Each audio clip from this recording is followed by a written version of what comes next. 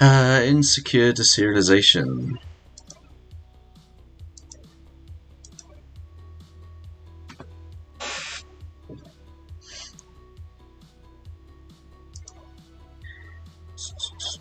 Insecure deserialization is a vulnerability which occurs when untrusted data is used to abuse the logic of an application. This definition is still quite broad to say the least. Simply, insecure deserialization is replacing data processed by an application with malicious code, allowing anything from a denial of service to remote code execution that the attacker can use to gain a foothold in a pen testing scenario. Specifically, this malicious code leverages the legitimate serialization and deserialization process used by web applications. We'll be explaining this process and why it's so commonplace in modern web apps. OWASP ranked this vulnerability as 8 out of 10 because of the following reasons. Its low exploitability. The vulnerability is often a case-by-case basis. There is no reliable tool or framework for it because of its nature. Attackers need to have a good understanding of the inner workings of the TOE.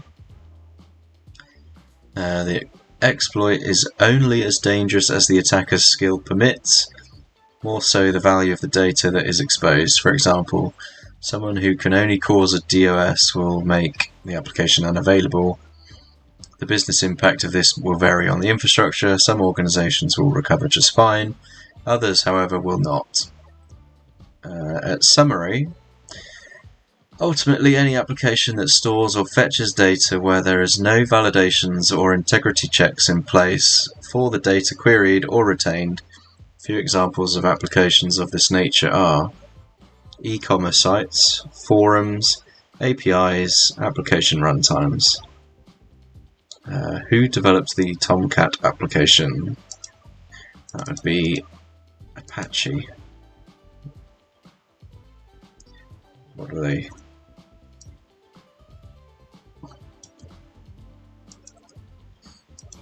The Apache Software Foundation. What type of attack that crashes services can be performed with insecure deserialization? Denial of service.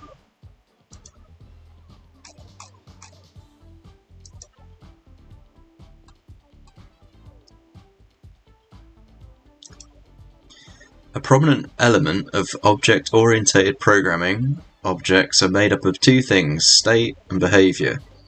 Simply, objects allow you to create similar lines of code without having to do the legwork of writing the same lines of code again.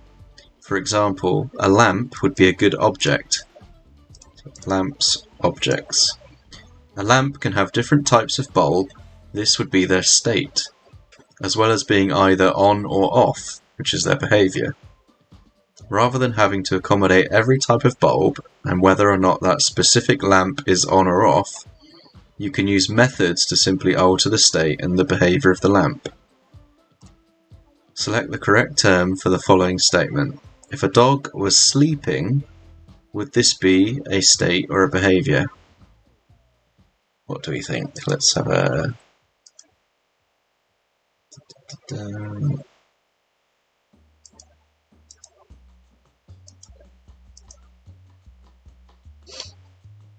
Oh.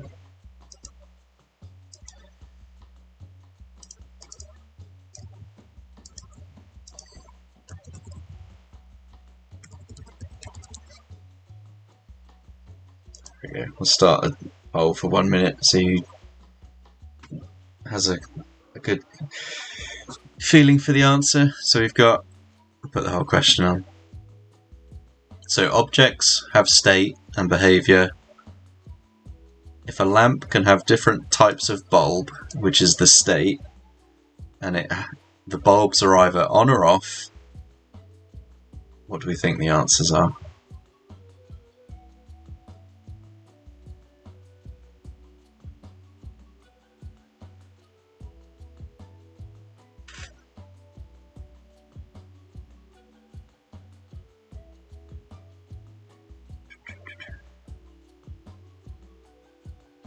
A few seconds left.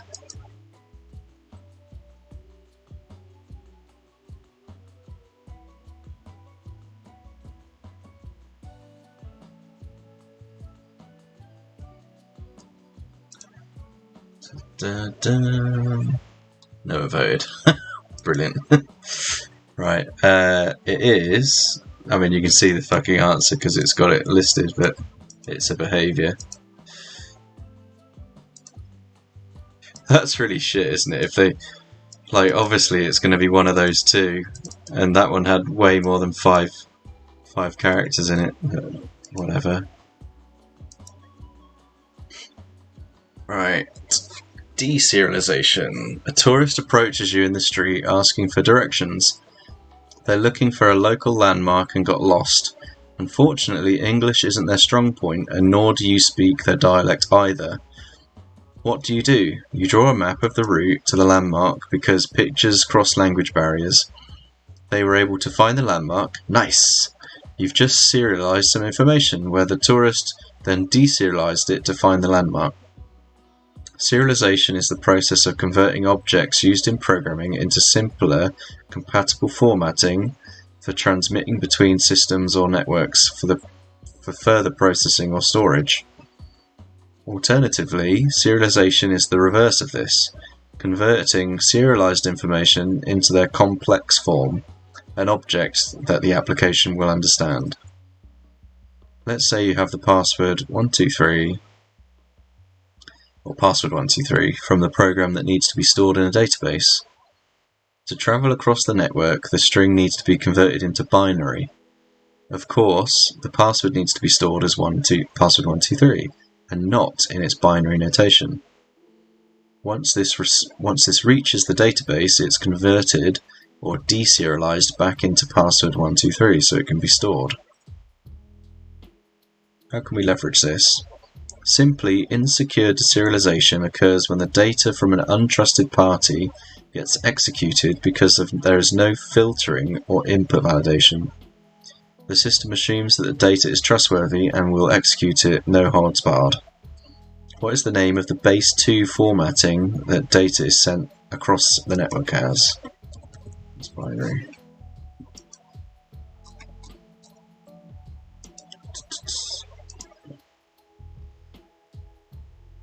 I haven't even done anything yet, and it like got me to start that ages ago. Where's the challenge?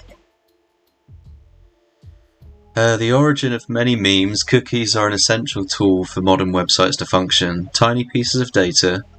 These are created by a website and stored on the user's computer. You'll see notifications like above on most websites these days. Websites use these cookies to store user-specific behaviors like items in their shopping cart or session IDs. In the web application we're going to exploit, you'll notice cookies store login information like below. Yikes. While plain text credentials is a vulnerability in itself, it's not insecure deserialization. It is not insecure deserialization, as we've not sent any serialized data to be executed. Cookies are not permanent storage solutions like databases. Some cookies, such as session IDs, will clear when the browser is closed. Others, however, last considerably longer. This is determined by the expiry timer that is set when the cookie is created. Cookies have additional attributes small listed below. So you have name, value, secure only. That description of the secure only cookie directive are inaccurate.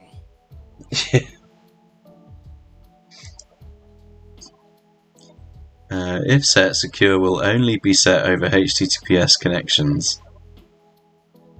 What's the other one? Inaccurate.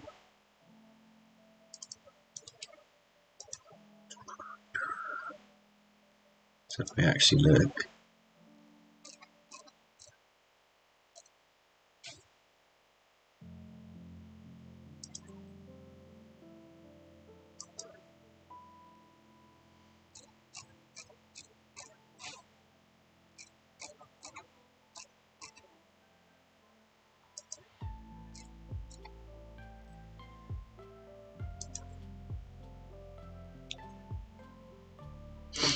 Yeah, because that one should be HTTP only, shouldn't it? I think. Or what's the HTTP cookie.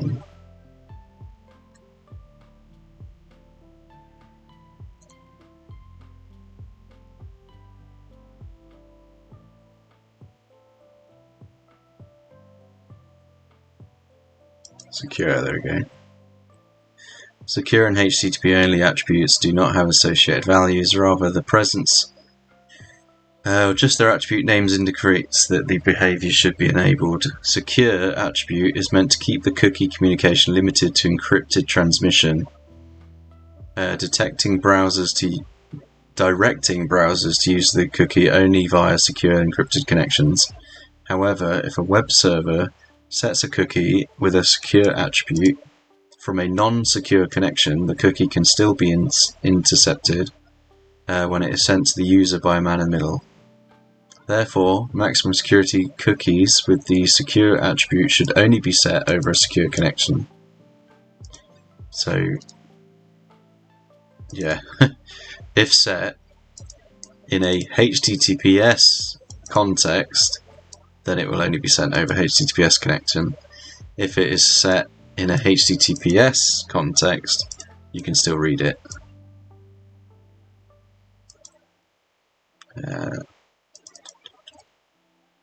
And then HTTP only directs browsers not to expose the cookie through channels. Right? It's got some gaps that are important to consider. Yes, yeah, definitely. So yeah, HTTP only directs browsers to not to expose cookies through channels other than HTTP and HTTPS. This means that the cookie cannot be accessed via client-side scripting languages like JavaScript. Therefore, it cannot be stolen by XSS, which is the thing we just did earlier.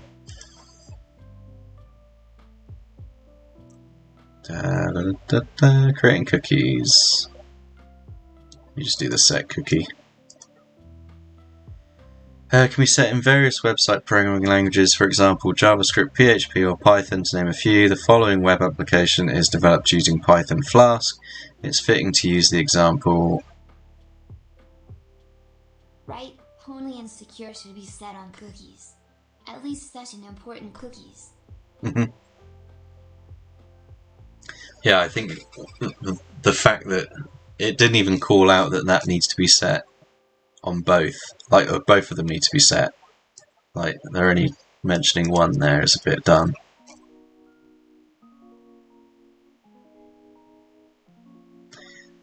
Setting cookies in Flask is rather trivial. Simply the snippet gets the current date and time, stores it in a variable, a timestamp, and then stores the date and time in the cookie. If a cookie had the path of a webapp.com/login, what would the URL that the user has to visit be? What? Well, that. Why is that a question? That's so stupid. What is the acronym for the web technology that secure cookies work over? HTTPS. Not all cookies require it, but it's important when you're reporting it as a finding to make sure it's not a false positive, because burp suite passive active scanner will flag false positive cookies that are less important, such as load balancer cookies, not secure, and other cookies relevant to Google Analytics and other dumb things of that nature. Cheers 11 says. Hey JB. Translated from Dutch. Yeah, no, that's a great point about like other cookies. I do loads of analytics stuff at the moment, so I feel quite triggered. Other dumb things. I'm only joking. Accessing your instance in the browser of the device that you are connected to in the VPN. Navigate to. I thought we already had that open. Vim Exchange. I'll be detailing the steps of Firefox. You may have to research how to inspect cookies in the browser of your choice. Let's create an account. No need to enter your Hack Me detail. You can use whatever you like. You'll be directed to your profile page. Notice on the right you will have details. Okay, right, so I would like to join. Test, sign up. So, storage, cookie.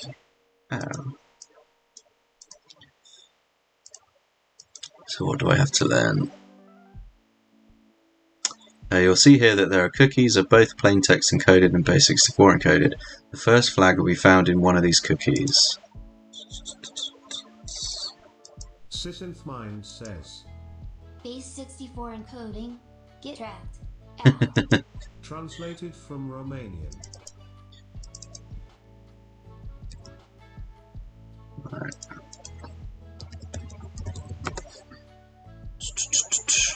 I'll show you something funny. So I live in, if we go here, this is like my local police force.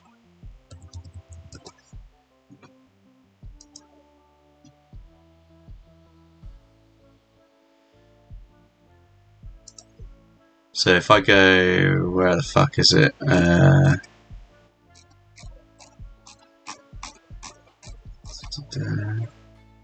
Contact us. I would like to report something.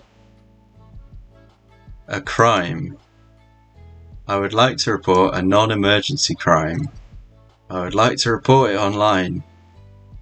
Are you reporting something? No, no, no, no, no, no, no. Next. Right.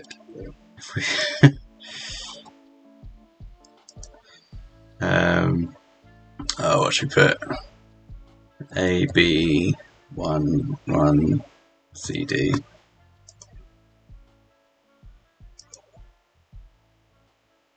Da, da, da, da.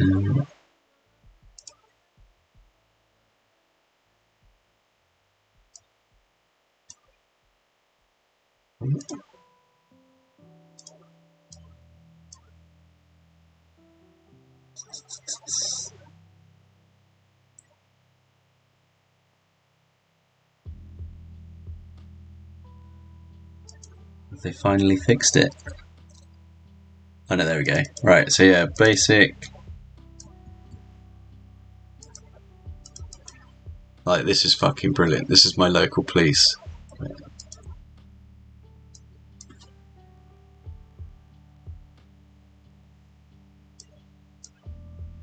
Like, GG. GG, everyone.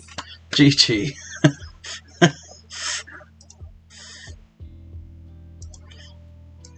Yeah, I reported that to them like 7-8 months ago, and their response was, "Oh yeah, we knew about this from a pen test, and we haven't fixed it." Brilliant. Is that just an API? Yeah. It's just, it does a lookup to like an address lookup to give you suggestions for addresses. But still, it's just like, really.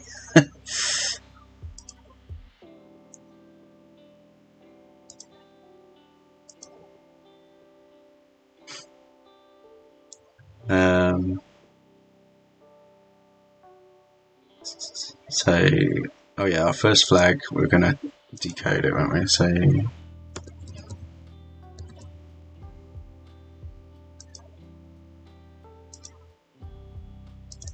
I mean, I found much worse on higher profile sites, lol. Nightbot says. You can change your TDS voice here. Web link. right, there's my flag.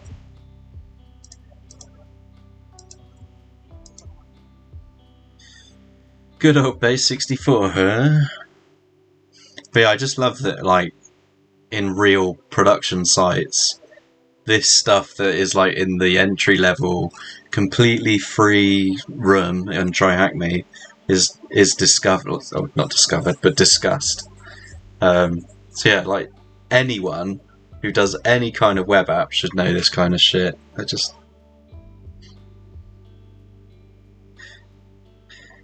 Second flag for the admin dashboard. So if we change user type to, I'm guessing admin. Oh.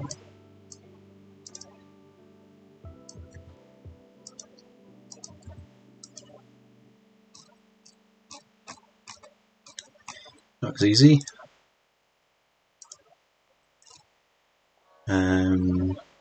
There's a much more nefarious attack than simply decoding a cookie. We'll get into the nitty gritty. First, change the value of the user type from admin to user. Sysenthmind says. Front-end security controls. That's all you need. Gotta love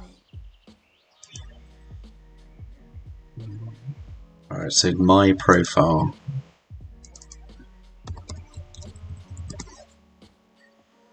Okay, then in the left on the URL, exchange your Vim.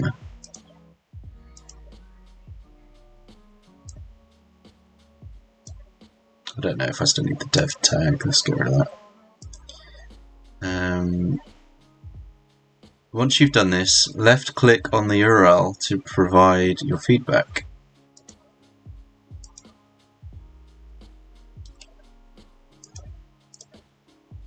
Okay. There's a certain site that makes some average shameless women quite a bit of money that uses pretty lame front-end controls as well. Is that OnlyFans by any chance?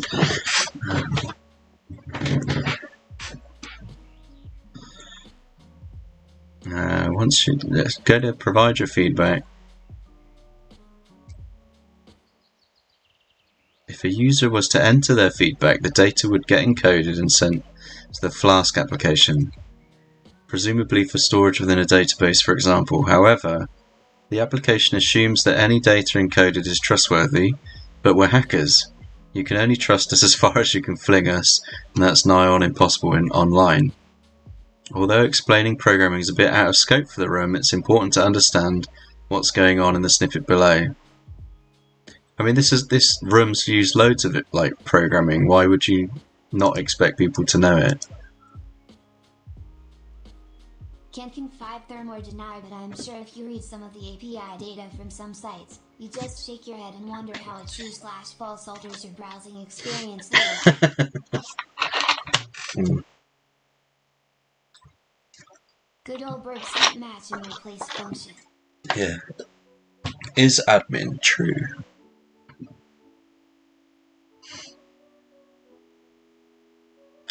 Yeah, it does make, well, it doesn't make you wonder at all. You like, but when they had their breach a couple of years ago, like you can see why the shit happened, and if they haven't changed it, like, yeah, wow.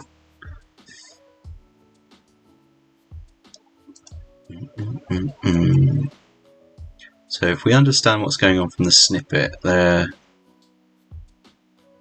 setting a cookie, replace me payload, pickle payload, pickle.dumps cookie, encoded payload. So they base64 encode the pickle payload, then they make the response, redirect to my profile, set the cookie, encoded payload. When you visit the Exchange or Vim URL, the cookie is encoded and stored within your browser. Perfect for us to modify. Once you visit the feedback form, the value of this cookie is decoded and deserialized. In the snippet below we can see how the cookie is retrieved and then deserialized via pickle.loads. I'm a tea, I just drank. I've only got light cherry coke, so you'll have to do.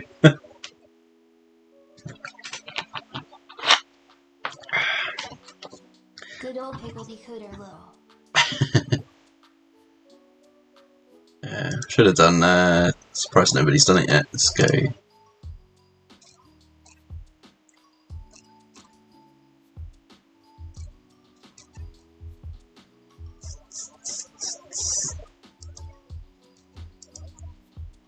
You might honestly have more fun with Pentester Lab, but they asked people not to stream the solutions. You might honestly have more fun with Pentester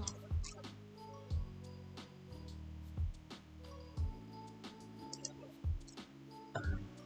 I used to have a Pickle Rick song. I think I've got rid of it. Damn it.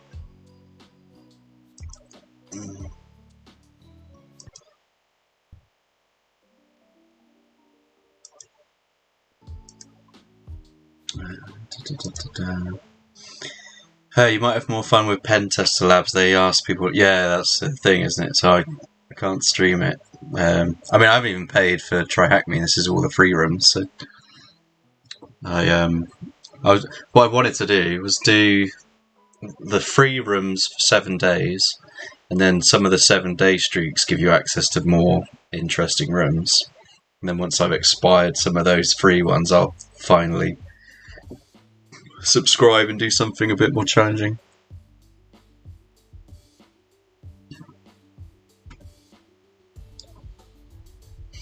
The vulnerability exploits Python pickle, which I've attached as reading material at the end of the room. We essentially have free reign to execute whatever we like, such as a reverse shell. I'm not going to leave you hanging out dry here. First we need to set up a netcat listener on our Kali. If you're a subscriber, you can control your in-browser Try Hack Me Kali machine. Otherwise, okay, let's do it here. nc.lv vnp 4444.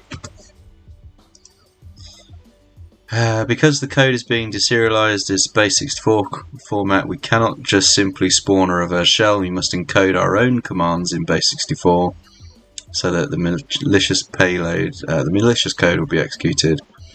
I will be detailing the steps below with provided material to do so. Once this is complete, copy-paste the source code from this Python file. Save to your Kali and modify its source code, replacing your Try Hack Me VPN IP with your Try Hack Me VPN IP. This can be obtained from the access.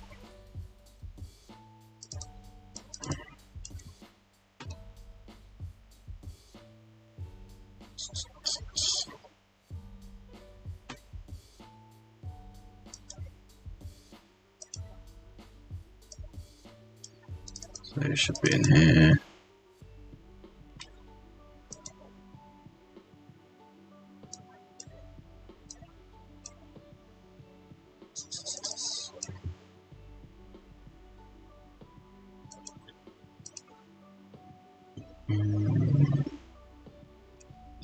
Create a Python file to paste into, and you've used. Okay, no.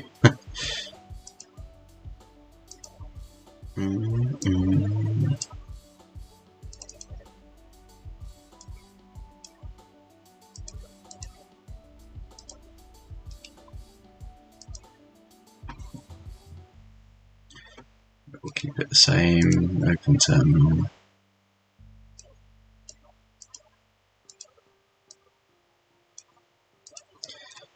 Paste the code from the GitHub site, replacing. Yeah, I've done that. Execute.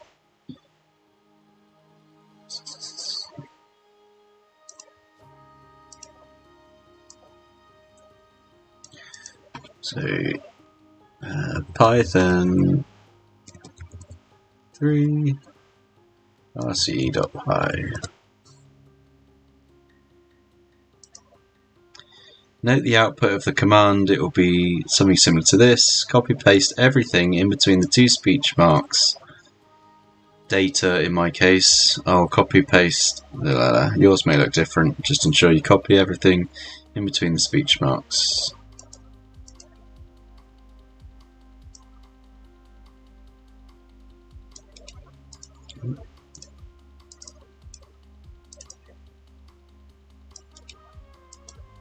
Should we actually see what this is doing? So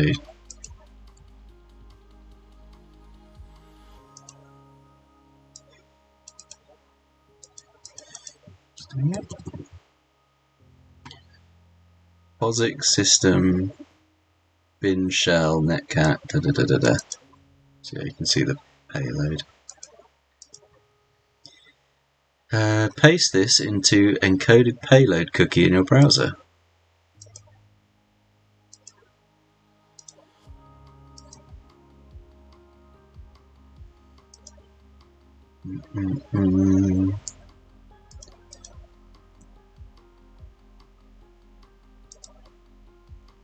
I don't know if we've got. Oh, here we do. Encoded payload.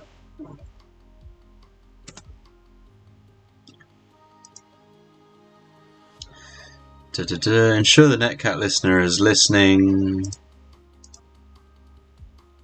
Which it is. Let's make this side by side so we can actually see the shit. Go down.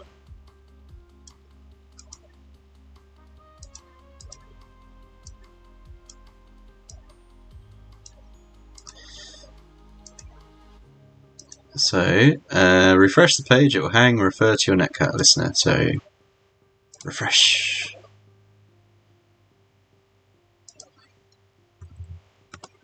Ooh, who am I? Semantic.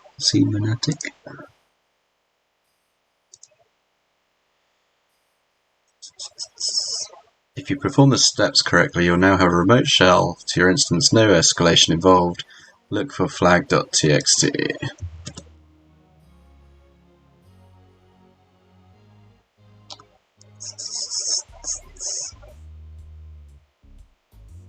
There isn't a flag.txt. No.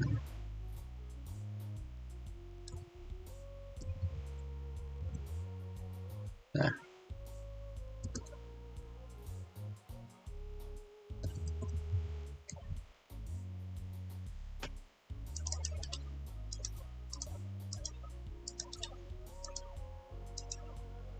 Ta-da!